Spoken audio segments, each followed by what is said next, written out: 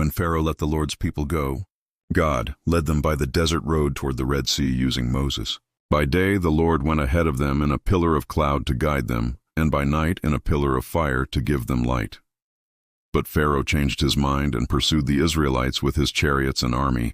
The Israelites were terrified and cried out, "Was it because there were no graves in Egypt that you brought us to the desert to die?" Moses answered the people, "Do not be afraid. Stand firm, and you will see the deliverance the Lord will bring you today." Then the Lord said to Moses, "Raise your staff and stretch out your hand over the sea to divide the water, so that the Israelites can go through on dry ground." Moses stretched out his hand, and all that night the Lord drove the sea back with a strong east wind and turned it into dry land. The Israelites went through the sea on dry ground, with a wall of water on their right and on their left. When the Egyptians pursued them, the Lord swept them into the sea, and not one of them survived.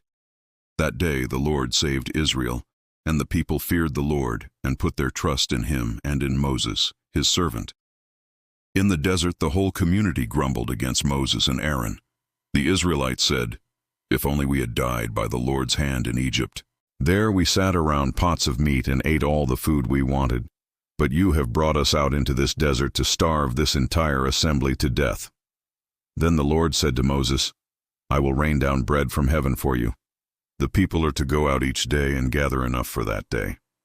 When the dew was gone, thin flakes like frost on the ground appeared. The people called it manna. Moses said, "It is the bread the Lord has given you to eat." At Rephidim, the people quarreled with Moses and said, "Give us water to drink." Then Moses cried out to the Lord, "What am I to do with these people? They are almost ready to stone me." The Lord answered Moses, "Strike the rock, and water will come out of it for the people to drink."